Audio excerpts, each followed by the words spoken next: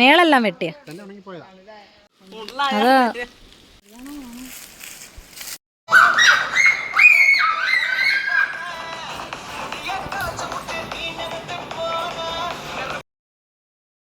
Hello friends, welcome to my YouTube channel.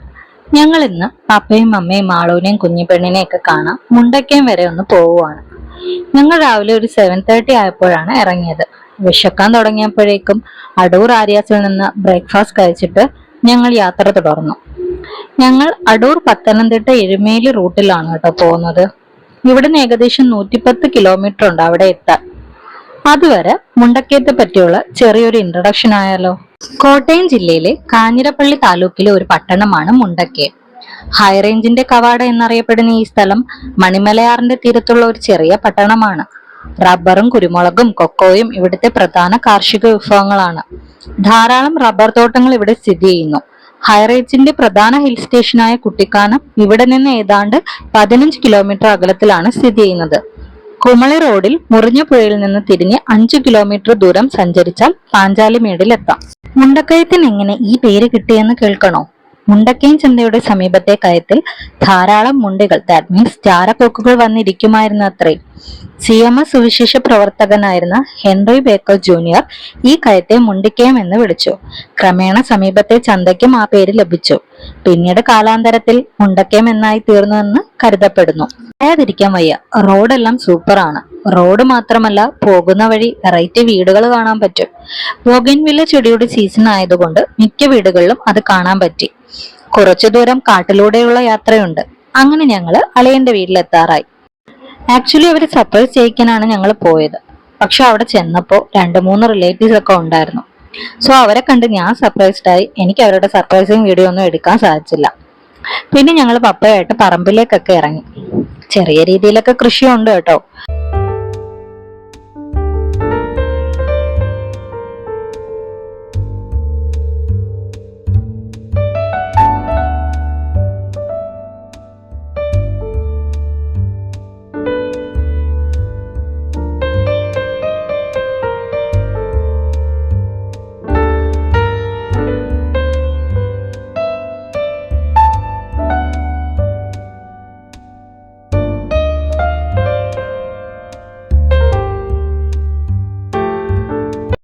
പറമ്പിലൂടെ നടന്ന് കുറച്ച് മുന്നോട്ട് പോയാൽ മലയൊക്കെ കാണാൻ പറ്റും.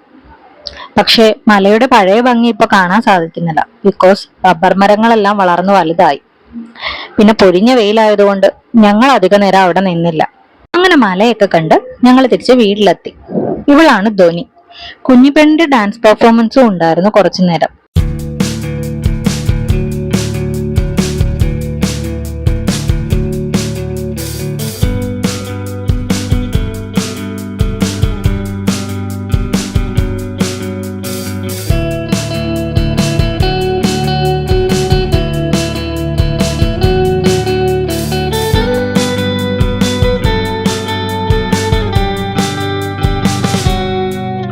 അവളുടെ ഡാൻസ് ഒക്കെ കണ്ടിരുന്ന സമയം പോയത് അറിഞ്ഞില്ല. അപ്പോഴേക്കും ലഞ്ചിന് ടൈമായി. ചോറും കപ്പയും ഫിഷ് കറിയും പയറുതോരനും സാമ്പാറും പുളിശ്ശേരിയും പപ്പടവും നെല്ലിക്കാച്ചാറും എല്ലാം ഉണ്ടായിരുന്നു.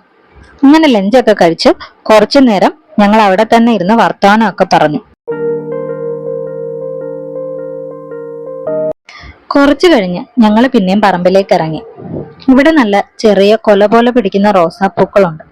അപ്പൊ ഞങ്ങക്ക് കുറച്ച് വേണോന്ന് പറഞ്ഞപ്പോ മമ്മി അതെല്ലാം ഒടിക്കുന്ന തിരക്കിലായിരുന്നു.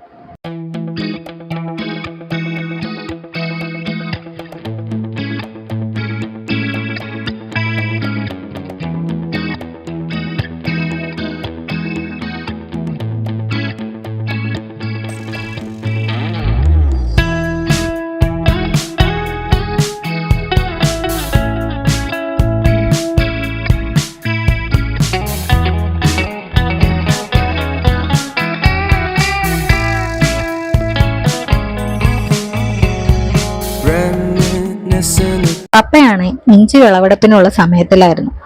അങ്ങനെ ഇഞ്ചിയൊക്കെ ഗ്രോ ബാഗിൽ നിന്ന് ഇളക്കുന്ന തിരക്കിലും.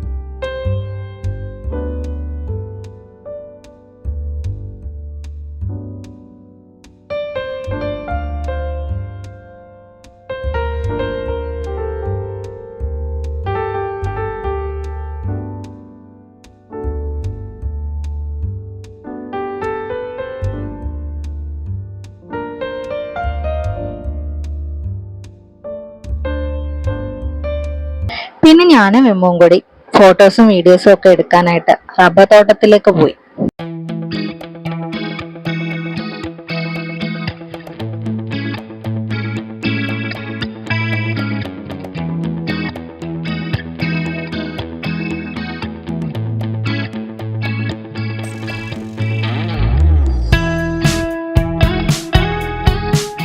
ഫോട്ടോസൊക്കെ എടുത്ത് തിരിച്ചു വന്നപ്പോഴത്തേക്കും കൊണ്ടുപോകാനുള്ള ഇഞ്ചിയൊക്കെ പപ്പ അതിന്റെ മണ്ണൊക്കെ തട്ടി റെഡിയാക്കി വെച്ചു.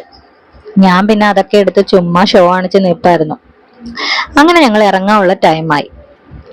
പിന്നെ അവരോടൊക്കെ യാത്ര പറഞ്ഞ് ഞങ്ങൾ കൊല്ലത്തേക്ക് പുറപ്പെട്ടു.